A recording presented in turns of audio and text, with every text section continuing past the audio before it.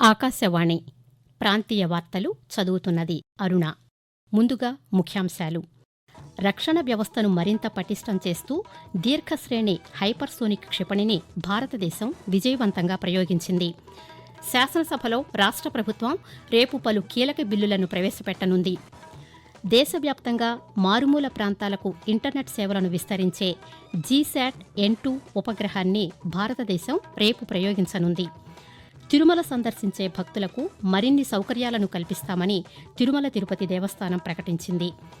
విద్యార్థులను ఉత్తమ పౌరులుగా తీర్చిదిద్దే ఉద్దేశంతో ఈరోజు అంతర్జాతీయ విద్యార్థుల దినోత్సవం నిర్వహిస్తున్నారు. వార్తల వివరాలు. భారత రక్షణ వ్యవస్థను పటిష్టం చేసే దిశగా దీర్ఘశ్రేణి హైపర్సోనిక్ క్షిపణిని విజయవంతంగా ప్రయోగించినట్లు కేంద్ర రక్షణ శాఖ మంత్రి రాజ్నాథ్ సింగ్ ప్రకటించారు. మొదటిసారి జరిగిన ఈ పరీక్షతో దీర్ఘశ్రేణి హైపర్సోనిక్ క్షిపణులు కలిగిన దేశాల్లో భారతదేశం కూడా చేరిందని ఆయన పేర్కొన్నారు.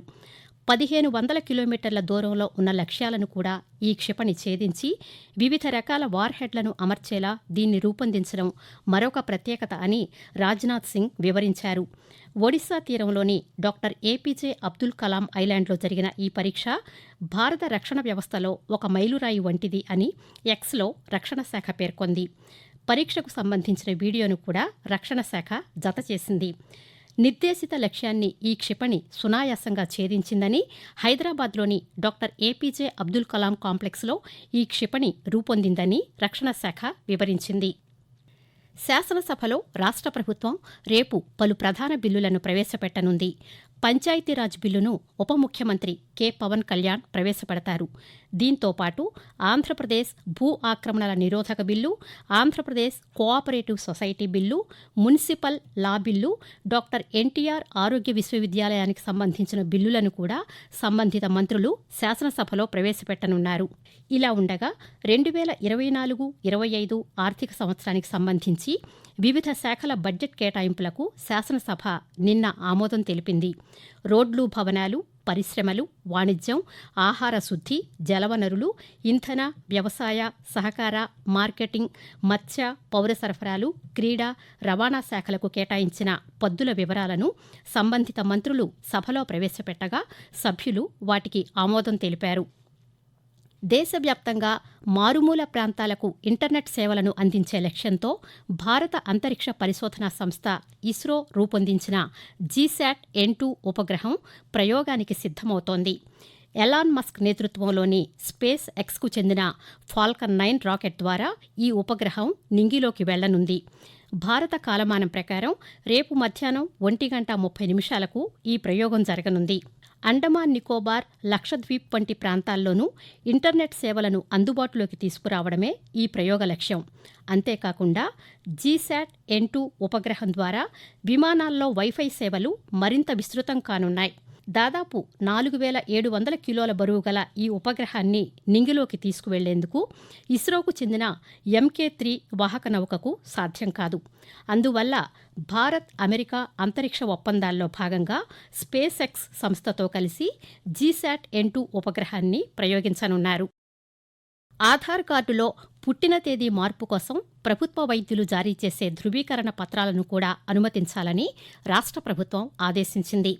మున్సిపల్ కమిషనర్లు, పంచాయతీ కార్యదర్శులు అందజేసే సర్టిఫికెట్ల మాదిరిగా ప్రభుత్వ ఆసుపత్రులు ఇచ్చే QR కోడ్ పత్రాన్ని పరిగణనలోకి తీసుకోవాలని సూచించింది. ఈ మేరకు గ్రామ, వార్డు సచివాలయ శాఖ అన్ని జిల్లాలకు ఆదేశాలు జారీ చేసింది.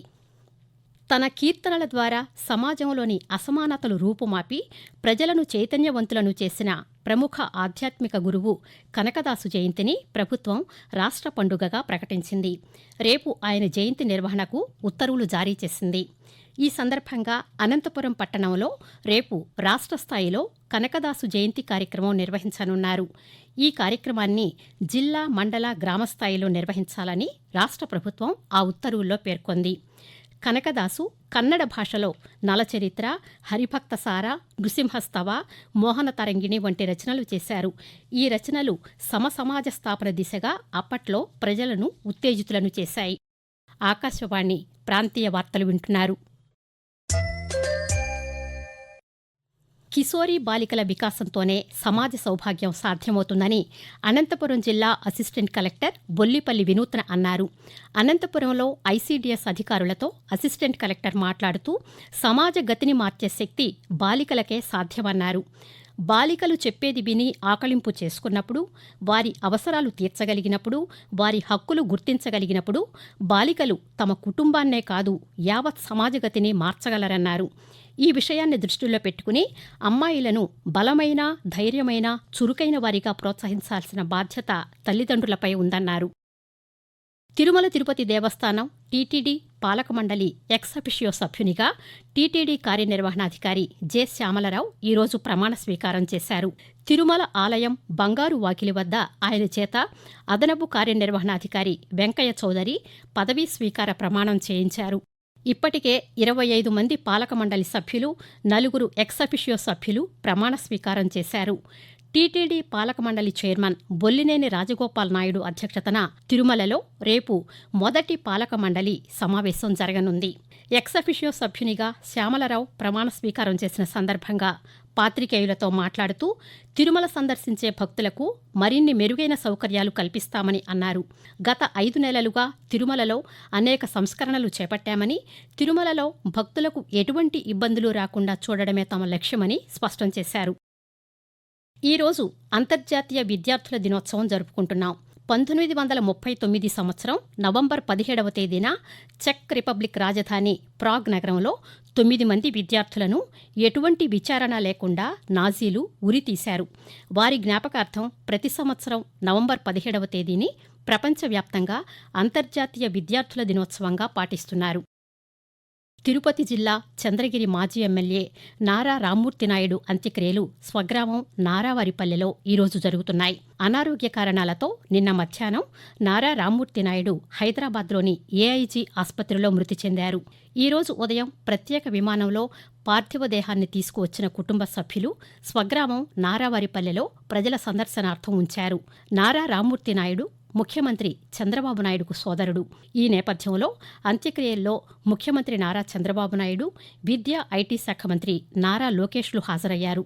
మహారాష్ట్ర గవర్నర్ రాధాకృష్ణన్ రామ్మూర్తి నాయుడు పార్థివ దేహాన్ని సందర్శించి కుటుంబ సభ్యులకు ప్రగాఢ సానుభూతి, సంతాపాన్ని తెలిపారు.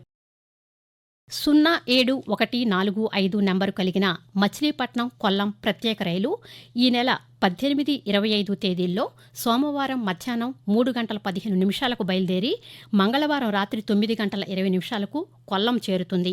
ఈ రైలు ఆంధ్రప్రదేశ్లోని మచిలీపట్నం నుంచి బయలుదేరి పెడన, గుడివాడ, విజయవాడ, కొత్త గుంటూరు, తెనాలి, బాపట్ల, చీరాల, ఒంగోలు, సింగరాయకొండ, కావలి, నెల్లూరు, గూడూరు, రేణిగుంట మీదుగా కొల్లం చేరుతుంది. అలాగే 07-146 నంబరు కలిగిన కొల్లం మచిలీపట్నం రైలు ఈ నెల 20, 27 తేదీల్లో బుధవారం 2:30 కొల్లంలో బయలుదేరి గురువారం ఉదయం 7 గంటలకు ఆంధ్రప్రదేశ్లోని మచిలీపట్నం చేరుకుంటుంది. ఈ ప్రత్యేక రైళ్లలో first AC, second AC, third AC, sleeper class, general, second class కోచ్లు ఉంటాయి. నైరుతి బంగాళాఖాతం నుండి కొమరిన్ తీరం వరకు ద్రోణి విస్తరించి ఉందని ఆంధ్రప్రదేశ్ విపత్తుల నిర్వహణ సంస్థ ఒక ప్రకటనలో తెలిపింది. దీని ప్రభావంతో కోస్తా దిశగా తూర్పుగాలులు వీస్తున్నాయని, ఈ కారణంగా పలు జిల్లాల్లో ఈరోజు వర్షాలు కురిసే అవకాశం ఉందని పేర్కొంది. ప్రాంతీయ వార్తలు ముగించే ముందు ముఖ్యాంశాలు మరోసారి.